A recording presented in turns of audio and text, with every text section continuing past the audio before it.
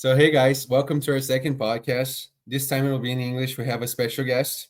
He's currently a professional swimmer at Minas Tênis Clube. He qualified for Paris Olympic Games 3 weeks ago. He's a Brazilian national champion, NCAA's champion, ACC champion in the same event for 5 consecutive years, and he's considered one of the fastest short course yard swimmers of all time. Please welcome Nicholas James Albiero. Whoa! Hey, everybody. Nick, thank you for coming, man. I know that people would love to hear you and get to know you a little bit better. You have a great energy, and I know that people can learn a lot from you. So thank you again Oh, for coming. thank you for having me. I'm excited. So Nick, tell me a little bit about how your swimming career started actually, and were there any other sports involved? Yeah, so my parents were swimmers. My dad is from Brazil, and he moved to the US to pursue college athletics, where he swam and met my mom at Oakland University.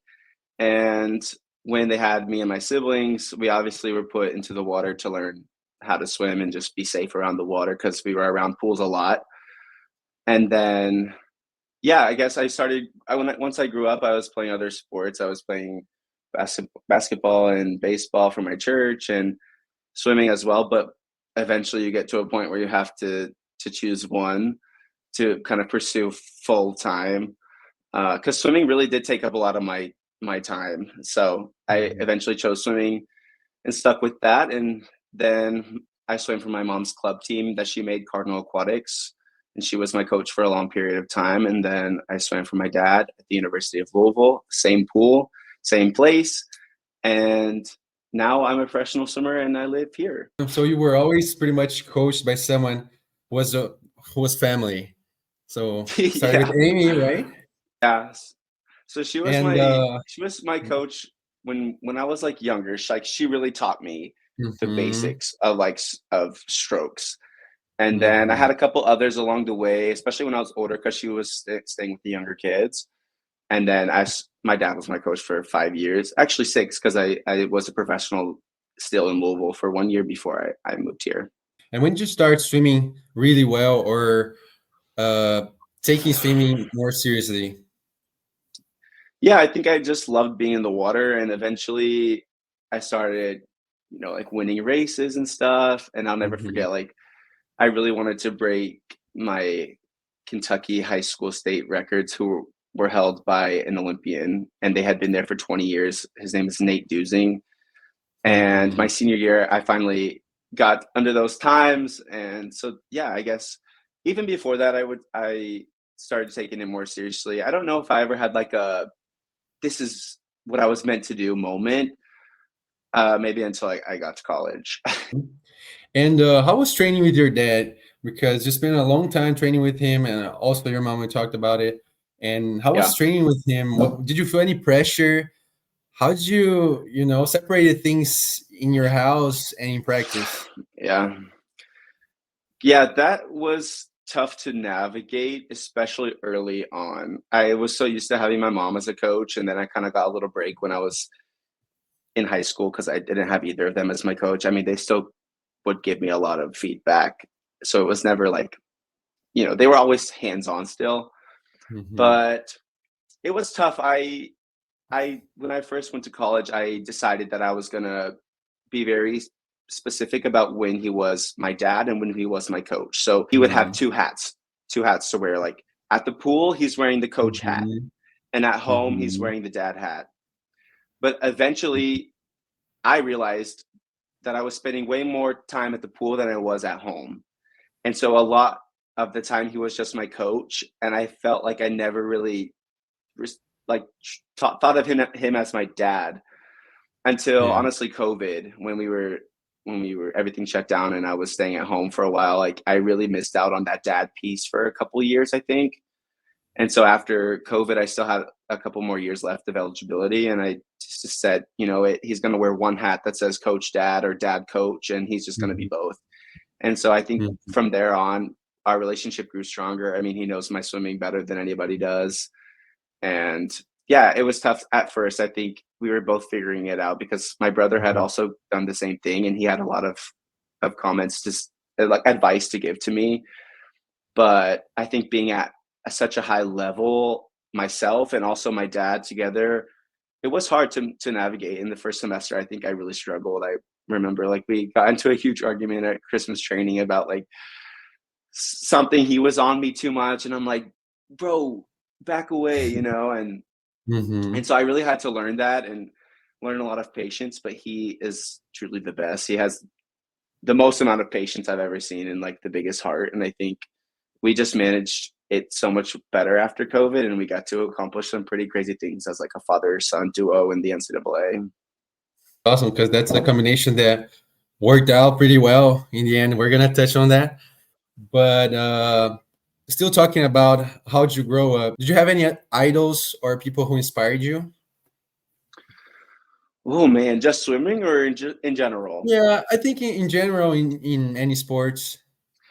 Well, oh, athletes. I was gonna say Yeah, athletes. my parents, of course. My mom, she did the Ironman in Oh, like 2015, and that really just changed something in me. I I remember didn't know that. she would train for months, and I think almost a year, and she would drop me off at school, me and my sister, and then she would go on these crazy bike rides or crazy runs to the point Yeah. where she would drop us off, go work out, and then come pick us up. And the only thing that she had done since dropping us off was work out. Like she was training Mhm. so much because it's like a grueling It's thing. tough. And so watching her, we followed her all along the course that day, and like that was so inspiring. And like I get behind the blocks, and I'm like, I can do 2 minutes of a race, and she did like, 13 hours or whatever. So she is probably my biggest inspiration, role model. But in swimming, I have a lot. Obviously, Michael Phelps. Um, Mhm. I remember watching Missy Franklin. I was so like inspired by her. I got to meet Ryan Lochte when I was a kid. Like he was super great. Matt Grievers, I met him too. Nathan Adrian, like as a little boy when they were still in NCAA's, because I went to watch the meet one year before I was even in like high school, and I got to meet them. So yeah, I looked up to them a lot. You talked a little bit about how you started swimming with your mom and how she kind of taught you how to swim all the strokes and stuff like that. And you're a person who is really good technically, like in all the strokes. Like I'm Oh, always thank asking you. questions to you, you know that. And if you could tell us a little bit about how your technique development was, like did you start focusing more on the details when you were older, or since a young age you were always focusing a lot on that? Yeah, I don't know. I think my mom, that's what she's meant to do is like teach people how Hmm. to swim. She has her own it's called Safe Splash Swim Labs, where she literally teaches babies how to swim and like toddlers. And then she also goes up to like triathletes, club swimmers, and like she really focuses on technique. She has like such a good mind when it comes to that. And she's very specific. So I don't know. I think when I was a kid swimming in club, like that was always a priority, was like, high elbows or like strong Hmm. catch. Like I've always focused on that. And then once I Hmm. get older, it gets very specific. Like instead of here, it's here. Like, like Hmm. minuscule. That can be Hmm. overwhelming sometimes. But I Yeah. think I always focused on maintaining perfect technique as a kid. And so now it's Hmm. like kind of fun to like nitpick little pieces of my stroke to find like little ways to make them better. So Hmm. yeah, I don't know. I would say I've always, yeah, and she would yell at me too. Like she had no Yeah. problem yelling at me as a kid to like, Yeah. do a certain technique. But she had a great eye for that stuff. Before touching more on college stuff and also your preparation for the Olympic Games, now that I mentioned the technical work, you were always really good at dolphin kicks. Like, were you always like standing out underwater? Because I mean, you're one of the fastest of all time to fly in yards. You have like the second fastest short course yards to fly, the 137, which is crazy fast. And I watched the video. You were going to the 15-meter mark, 15-yard mark. I was like, man, Yeah. he's not getting tired. How does he do that? Were you, you know? Yeah, see, I think about that race and I just noticed everything that I did wrong, and I was definitely supposed to manage that last 25 better, and Mhm. I was only supposed to take one breath, and I ended up taking two, and then yeah. Oh. But You're a perfectionist. You're a because I perfectionist. was I was I was dying. Um, Yeah. but I remember when it clicked for me, I was doing like a 50 back at Kentucky State meet. I think I was Mhm. like 12 and under maybe, and I was not the favorite to win. And so when we took our marks and I went, I dove way too deep and I had no idea what to do. And so I just started to panic and like kick like, Yeah. and there were no officials standing on the Mhm. 15 because like what little kid is going to kick out to 15, you know, when Yeah. they're 12 and under. And so I remember coming up first, like you could see the other two guys next to me, and like I just went. I ended up winning and breaking the state record, I think. And Damn. the kid who I beat, his parents had filmed it and were showing it to the officials, saying that I broke 15, I broke 15. Yeah. But in the video, it's like I came up at 15, but they were just trying to complain about it, showing the officials, but they couldn't call it Yeah. because nobody was standing there. Mhm. And so ever since that day, I That's was like, crazy. man, maybe this is something that I can work on. And so ever since that day, I worked on my underwater so much. Like in club swimming, we did so Mhm. many underwaters. In college, I never missed an underwater in college, and I'm like so proud to Mhm. say that because we had some pretty Mhm. tough underwater sets. So yeah, I don't know. It's just always been a focus of mine since I was young, since that day, and I've really tried to perfect it now. Like I'm not gonna kick to 15 on every single wall and everything that we do. Like I really only focus towards the end of Mhm. the practice or like in the main set or if an underwater set, like that's when I focus on it. But like Mhm. in warm up, if we're not doing Mhm. underwaters, like I'm not gonna kick to 15, you know. I'm just gonna like Mhm. warm up everything else and then eventually the lungs will warm up too. Mhm. So yeah, that's been like a focus piece of mine in the sport for like 10 years, I guess now. Yeah. Mhm. That's great, man. Great to hear because some people, some young people especially, they think that this improvement in dolphin kicks happens overnight, and to get to know that you've been working on that for like 10 years, that's Yeah. uh that's better for Eh, to prepare people mentally for that. Yeah, it definitely won't happen overnight, but I think if I have any advice, it's like the consistency is what matters most. Like if I'm gonna do some fly or I'm Mhm. gonna do some back, like I will kick the 15 no matter what. Like Mhm. if it's short course, long course, that's just how I practice, you know. And would there be like any drills you would give like to anyone you would recommend it for a dolphin For kick? underwaters, Yes, for the waters. drills. I don't know. I think I do a lot of body position kick that like on the Mhm. surface. We do that a lot in warm up. Mhm. And I think that sort of helps the movement, like the undulation, the put pressing with your chest, follow through with the hips Mhm. and the legs and feet. So Yeah. I think that's important. And also ankle flexibility. I've seen like I've tried to help so many people with their underwaters and I see that most of the time their ankles are very stiff. To like fully get, you know, propulsion both ways at a high level, you need to have Mhm. flexible ankles. So I would say Yeah. like mobility outside of the pool is such a great tool for that. Mhm. And man, tell me a little bit about your college experience in the US overall and how college can be like life changing for someone. And tell me a little bit more about that, Oh, wow. especially for Brazilians, because Well, our system is different than yours. yeah, I think if you have the opportunity to go to the US for college, why not take it? You know, like that's I'm here in Mhm. Brazil. I had an opportunity to move here last year and I just took it. And some crazy things have happened since then. So it's like a once in a lifetime opportunity, especially if you can get scholarships. Like I don't see why not if that's what you Mhm. want to do. But my college experience overall, I mean, we had a pandemic in the middle of it. So Mhm. that kind of took some things away, but at the same time, I got an extra year of eligibility. So that was awesome to be able to get a master's degree and keep swimming a fifth year. Looking back, I think I accomplished everything I wanted to in college. I had, you know, ACC titles and whatnot, and I got to win a NCAA title individually and with the relay, which is awesome. Like, it was our first one ever. I got to like be a part of so many cool moments. Our first ACC title as a men's team. Like, that's so cool that I got to be a part of all that. So looking back, I think I got to literally experience everything I wanted to. And as far as school goes, like, I have a bachelor's degree and a master's degree. So like that gives me a lot of confidence once the swimming is over. So yeah, I'd say I got to accomplish a lot, and I met a lot of amazing people around the world that came to college, and yeah, I have friends for life now. You weren't, like I said in the beginning, you're an ACC champion for 5 years, NCAA champion, now qualified for your first Olympic Games.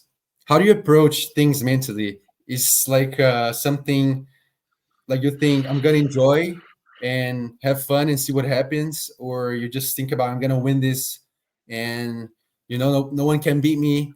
Can you explain Like to us a little bit about your mental part? for competitions, or like one in Competition. specific? I mean, yeah, I would say I'm gonna combine this question with the other question I was gonna make, because I was gonna ask you how do you balance your tough training and the ups and downs from swimming. So you can tell us a little bit about your mental approach during the process first, and then towards the Okay. meet. Yeah, I guess in practice, I think the main thing that I really focus on, I already said it, is being consistent. And that goes such a long way when I get behind the blocks and I think about all the sets that I have done, and like I have confidence, like, yeah, I did all that and it was consistent work. Like, I wasn't, having ups and downs every single day. Like, I was pretty consistent through the training. And I guess I also focus on, yes, gratitude. That has helped me so much, especially this year when, I changed my whole life to get here and for this experience. And it definitely wasn't pretty. I struggled a lot, but I guess I have, and also you and the training group, like, I take so much inspiration from the people that I'm with and encouraging them. But yeah, I just try to stay consistent in practice and also like do what the practice says. So if it's A3, it's A3. If it's A2, it's A2. Like, I really try to utilize the correct energy systems in warm up, in the preset, main set, warm down, like from all the way through practice. I really try to maintain what the practice says. And like, especially heart rates. Like, I'm a big heart rate person. Like, I pretty much take my heart rate like throughout the entire practice, because I want to know where my body's at. Because some days, holding this time is easier and holding this same time the next day is harder. So it's like being consistent with heart rate too has helped. And that was a big thing that I learned in college. And also just like being able to finish a practice. Like, even yesterday we were like so dead at the end. And like, we found some stuff at the end to like go fast, and we were able to save some for the end. But also when it was A3, it was like A3, you know what I mean? So I just focus on a lot of things during practice. Sometimes it's overwhelming, and sometimes I just don't think about anything at all, and I'm just like, I just want to get through practice. But yeah, my mind is going a lot, especially like we talked about technique. Like, that's always a focus. I feel like my mind is going insane sometimes, and I'm like trying to make sure that everything is right, from like how deep I'm pulling to like my arms in the air, or like the kicks or whatever. So it can be overwhelming, but maybe just take it one at a time. And then for competitions, yeah, I don't know. I mean, do you want me to talk about trials in particular, or just in general? In general first, because I'm gonna touch in the Okay. trials in a little bit. Okay, in general, I think I'm at my best when I just decide that it's going to be good.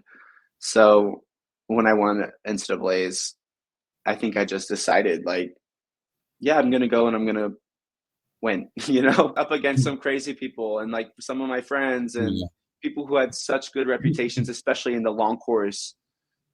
So yeah, I think it's just a decision. My dad says it all the time. It's a decision. And so, yeah, it's a lot of confidence being like, yeah, I'm going to go and give it my best. But at the same time, sometimes I feel like when when I'm a little bit too comfortable and I'm like, yeah, whatever happens, happens. I feel like that's when sometimes my best performances don't come out, because I just give myself more freedom to like not do well. It's not okay because I put in all this work to get to this meet. Like, it's not okay to get here and not do the performances I want to do. Yeah. So I think I can't really tell myself like, oh yeah, whatever happens, happens. It's just gonna be my best.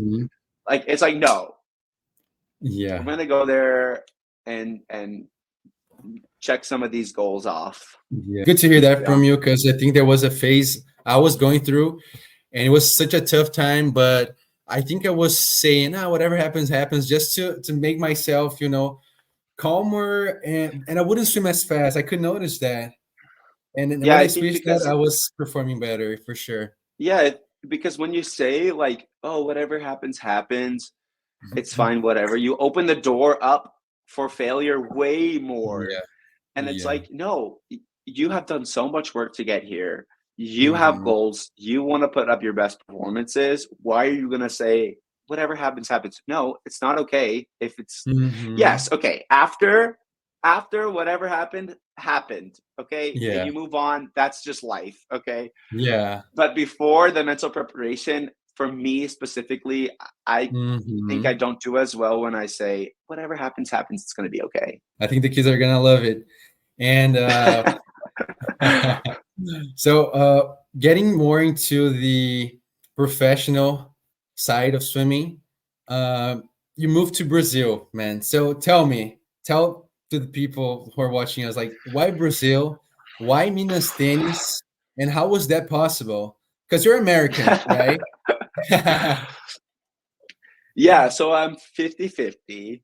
I am 50% American, 50% Brazilian. And I truly think that I manifested this. Like, when I was a kid, we would come visit Brazil all the time. And I would always cry to my mom on the plane saying, I don't want to go back. I feel like I belong here. I want to stay here. And it was like that for pretty much my whole childhood. Mhm. And then, like, even I competed for Team USA in 2017 Junior Worlds. The next Mhm. day, I had my college started, and so I rushed back from Indianapolis to Louisville. And the first thing I put up in my dorm room was a Brazilian flag above my bed. And it's like, you just, and I don't have a reason for that. I just competed for USA. Obviously, USA was like my goal, but I was still putting up Brazil flags. And like, my fun fact about myself in class was like 50% Brazilian. Like, I just took so much pride and joy Mhm. in being Brazilian. And like, I love my family here. Oh my gosh, they're the best people ever. So I guess my dad being Brazilian obviously opened up a door for me Mhm. to come here. And it's a long story, but I Mhm. think people, basically, I had been swimming for 20 years in the same pool, like I just talked about. Mhm. I swim in the Mhm. same pool, same people, pretty much for 20 years. And I honestly was like, to the point of, I was so unhappy. I was like debating on quitting last summer because I just wasn't happy, and it was showing in my performances. I Mhm. I took a summer off after my 5th year, pursued professional swimming in the US, and that year was so hard because there's no money, and that was a huge piece Mhm. for it. I was feeling like a financial burden on my Mhm. family. Like, yeah, I had some brand deals and stuff, but Mhm. it was just consuming me, and I was trying to like do other stuff. I got a real estate license because in my head I was like, I'm going to pursue real estate and swimming at the same Mhm. time. So I got a real estate license during that time. And then we came, Minas had, oh, okay. So my dad and my coach Sergio have been Mhm. friends for years. Like, they trained here together before my dad went to the US. They were teammates, Yeah. stayed in close touch since then. It was always something that they talked about, how like one of my siblings was going to come here and Sergio's Mhm. son was going to move to the US for a little bit. Like, that was always a topic. But there was a door that opened for me basically, and I couldn't say no. I it was literally like a Hail Mary situation where I was like, I'm either going to Mhm. quit or I'm going to try a new experience. And I think people assume that I came here to make the Olympic team because that's what the Mhm. headlines were saying, like, oh, Nick Alvira Yeah. moves to Brazil to make Olympics. But people don't Mm. realize that I had to go through so much to even try to Yes. switch my nationality. And I got on a Mm. plane here with 2 suitcases, and Mhm. I did not know if I was gonna be able to represent Brazil.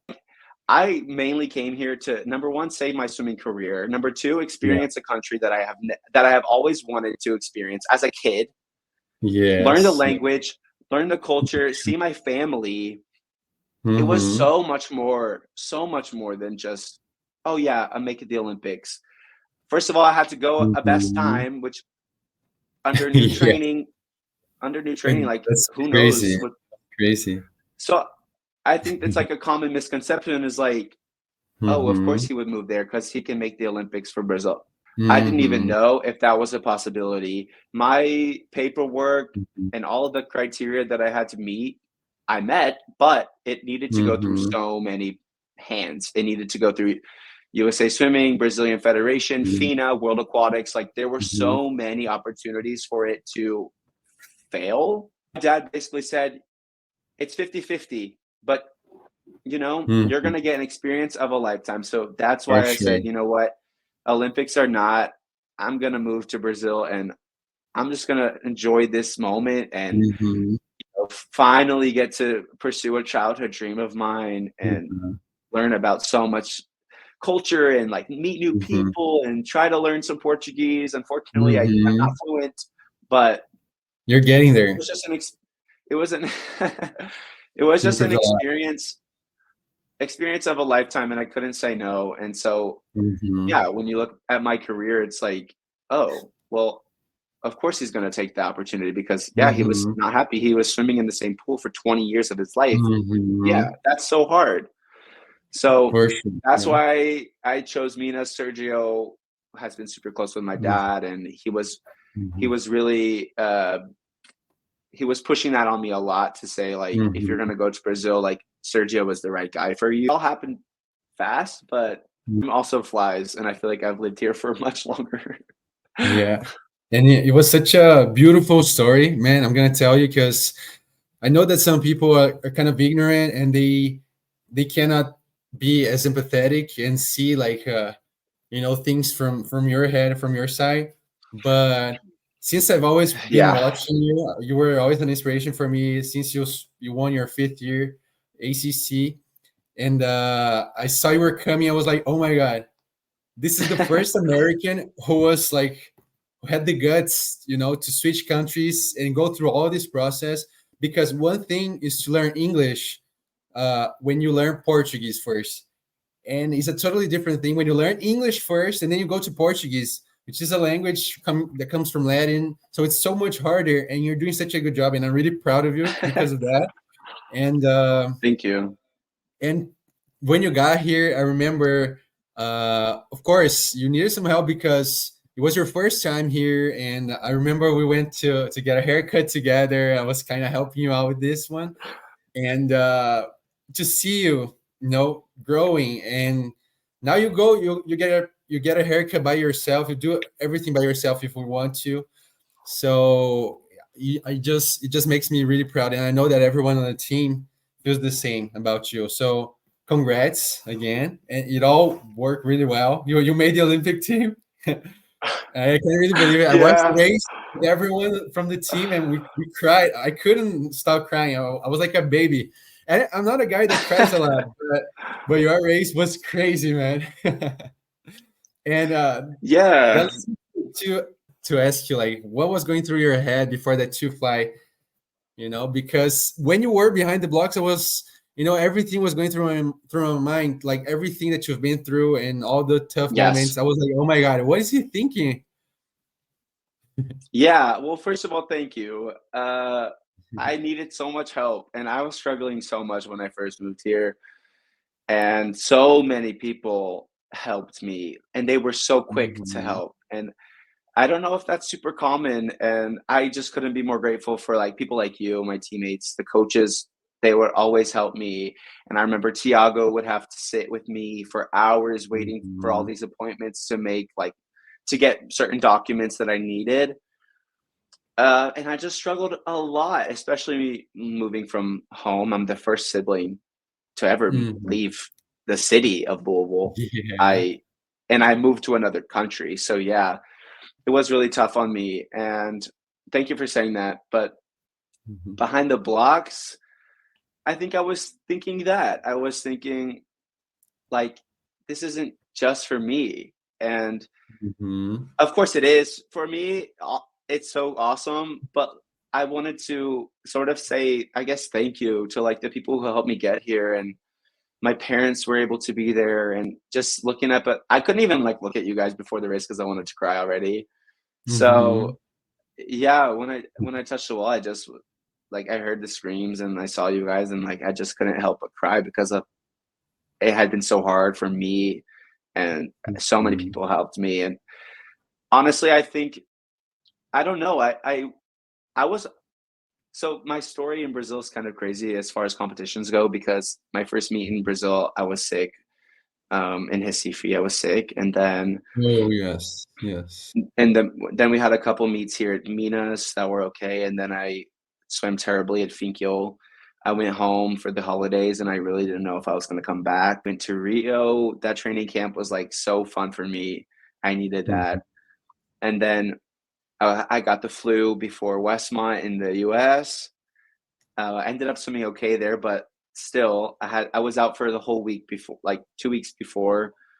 I was out for a week, 2 weeks before the meet, and then I got sick in Paulista, which was like the final meet that we had before trials. So like Mhm. I had no idea what was going to happen. And Mhm. looking back, I think that's exactly what I needed was just to say, you know, all of those tough moments, all of the struggles have led me here. It can't Mhm. be as bad as those meets, like Yeah. I Yeah. already did I already did the worst ones cuz Mhm. oh, and I don't know, I just was like, "You know what? This is a new Mhm. meet. Yeah. None of that And you swam the mattered." two And free on the so, first day as well. So that helped for yes, sure, right? Because it was close to a for personal sure. best, or right?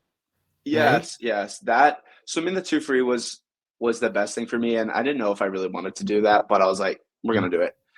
And yeah, I Mhm. almost won the best time in prelims, and I was like, "You know what? We can do this." Mhm.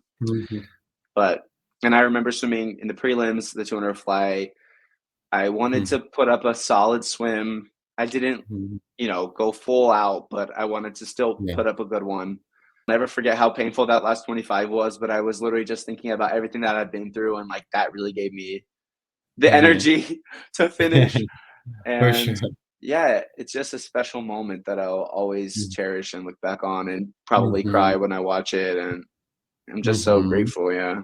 Thinking about the timeline, correct me if I'm wrong. So you finished high school, so you went to college, 5 years of college, took a summer off, then you tried to swim pro for like a year, right?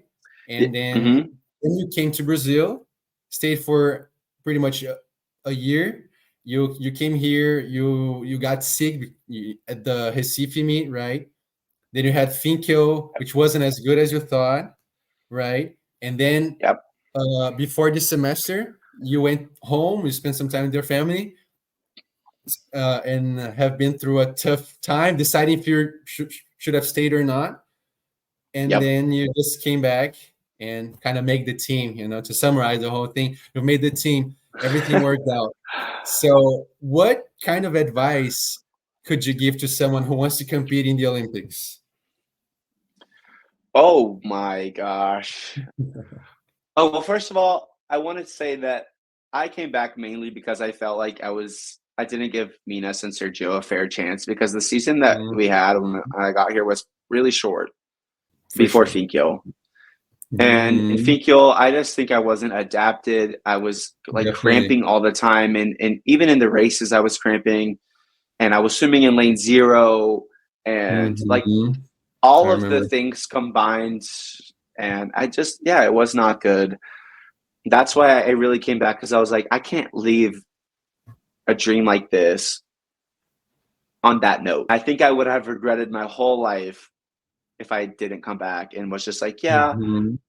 I'm not gonna live there anymore because it's uncomfortable. Like I got so comfortable being uncomfortable now that Mhm. it really helped me in the end. But Mhm. any advice? Well, advice for swimmers? Yeah, and advice for swimmers, like young swimmers who are aiming for the Olympic Games, or even those who are, Oh you know, gosh. in their 20s, trying to repeat the same thing as you did.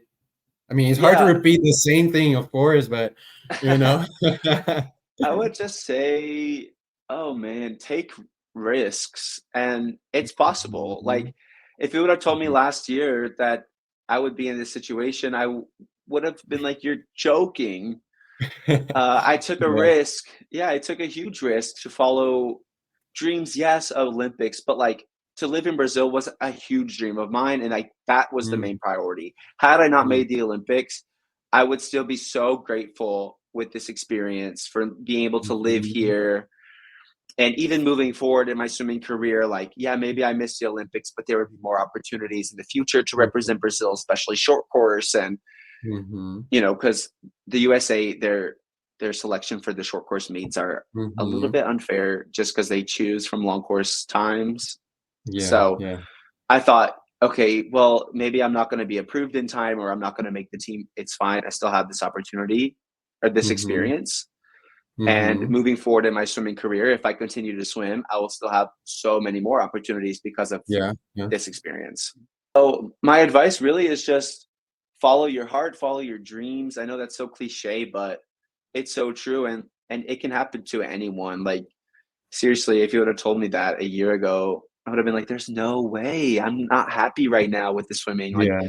how can I swim for another year? I think living in Brazil Mhm. really sparked my love again for the sport. And also just like enjoy the moment because time flies and yes, training can be so tough, but like you got to enjoy those moments because they don't last forever. And I don't know when Mhm. my time in Brazil is going to end, but I Yeah. think I did such a good job, like staying present, enjoying the Mhm. moment, working so hard with my teammates that Mhm. once I leave, I will be so fulfilled. Yeah, definitely. Great advice. Great advice. Especially even for me. And we're approaching the end. So I'd like to ask you first, what are your goals for Paris now? Yeah, I think the hard part for me is done. I think, I'm going to look back at the race and see where I can make a little bit more adjustments. I think I can, if I'm going to be specific, I'm just going to add a couple things here and there. Oh, to Mhm. not be specific, because I don't want to give that away. I'm just going to add a Yeah, couple yeah, things here and there. yeah. And hopefully the adrenaline will fuel me more on the last 25. Yeah, Um, definitely. Yeah. but I don't want to reinvent the wheel by any means. I just want to, obviously what we've been doing has worked well. And Mhm. so keeping that up, working just as hard, if not harder, pushing myself more, just to be able to go there and actually be a player instead of just, going for the to say that I went. I love Mhm. that I'm able to say that I'm Yeah. gonna go and that I went, Mhm. but I want to be able Yeah. to also perform well and set myself up the best way I can. Mhm. Yeah. And if you could guess, what time do you think would make the final in the Olympic Games, and also the time to win a gold medal, if you could guess? Whoa. Oh gosh. I would say if you're 154s, you have a pretty good shot to make the final. Mhm. Maybe 155 low, Mhm. but gosh, gold medal. It depends. Um, Maybe 152, 151. I mean, it depends how I guess the world record holder if he's on or what, but he could Yeah, go yeah. 149 again. But I don't know. Mhm. I would say maybe 151, Mhm. maybe. I don't know. I don't Yeah, know. yeah, it's hard to say. That's That is hard. nice. That's a hard question. Mhm. But I think the main questions were asked already, and now that we're in the end, we have like just a couple quick, short questions, and Okay. you can just give a a straight answer. Like, so sushi or barbecue, like the Brazilian barbecue, churrasco. Ooh. Oh, churrasco for sure. Yeah. Yeah. Wait, I love sushi though. Wait, that's so hard. Oh no.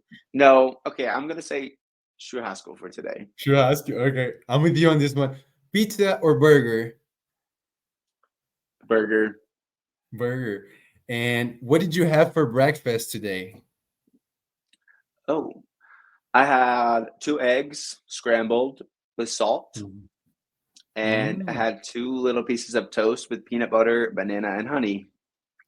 damn, I'm getting hungry, I think. And if you could describe yourself in one word, what would it be? um, how would you describe me in one word? Hmm. I would say, You're making things harder. I don't know, what would you say about me or what would you say about yourself in one word? I would say I have a lot of perseverance, maybe. That's something that Sergio told me and it stuck with me. Oh, I love that. I would Mm. say, I would say maybe commitment or committed Uh-huh. or, because once I set a goal, I kind of Mm-hmm. just commit to that. So Yeah. yeah, maybe committed. Perfect. Perfect, man. Okay, man. Thank you again for being here. I'm sure that people love to hear you. And let's go. Tomorrow we have practice together. And it was a pleasure talking to you. Oh, thank you for having me. This was fun.